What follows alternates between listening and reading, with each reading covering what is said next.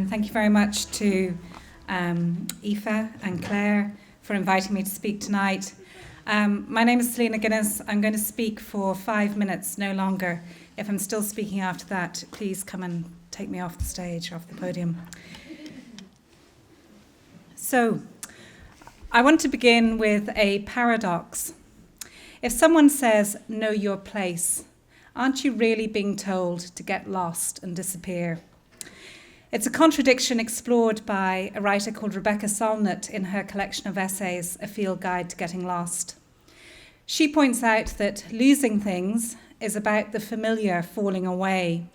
Getting lost is about the unfamiliar appearing.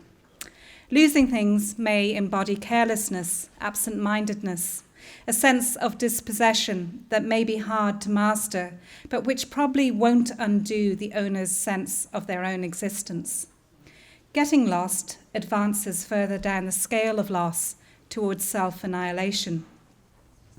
Disorientation, the evaporation of all known compass points, brings a forensic urgency to the task of observation.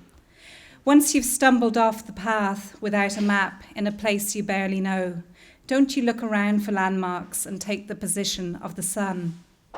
All those reprimands, I hope you've never heard them, know your place, don't get above yourself, and best of all, it's far from X that you were reared. All these imply that adaptation to new conditions requires small acts of daily subversion.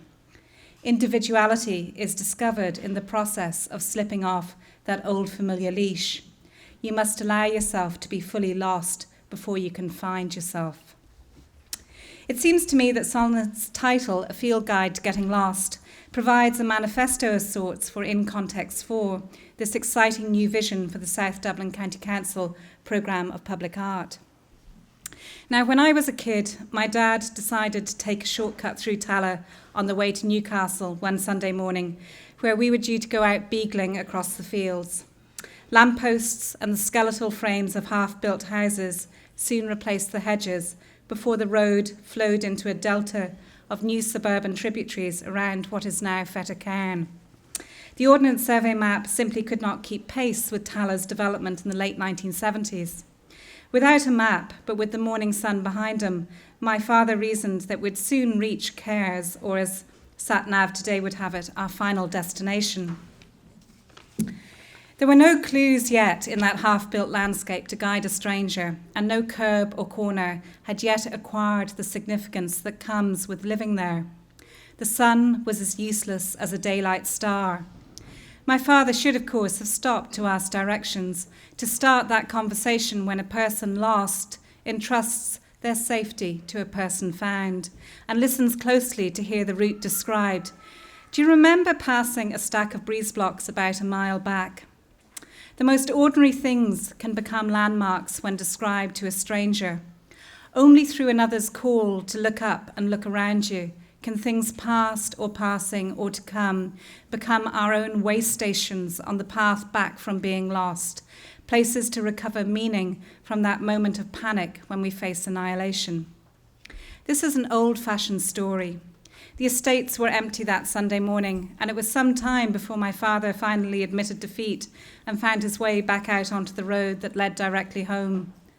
It's hard to get lost these days, and it's not just the residents who know their own way round.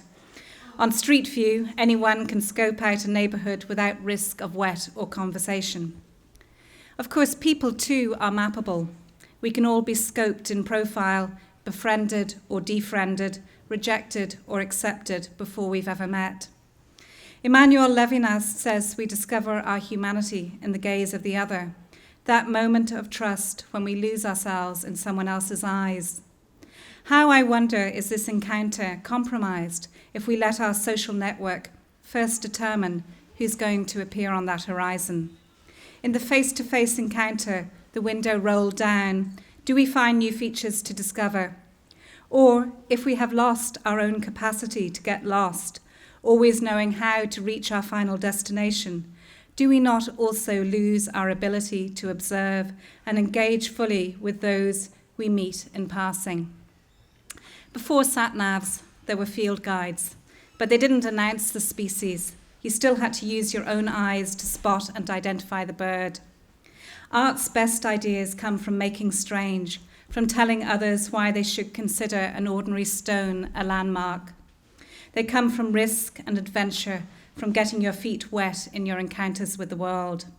And if public art provides a door to elsewhere, as tonight's performance suggests, then In Context 4 will provide a brand new field guide to show us what is out there, to discover and inhabit just beyond those horizons we tend to set for ourselves. Thank you very much.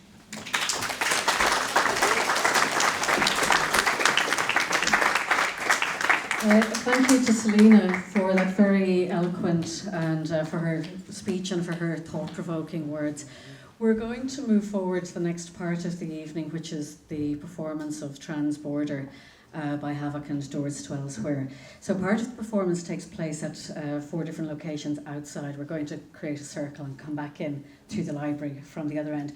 But would you follow out here Muriel, one of our ushers, who's heading out the door towards the large sculpture. And this outside is going to be our first point. Thank you.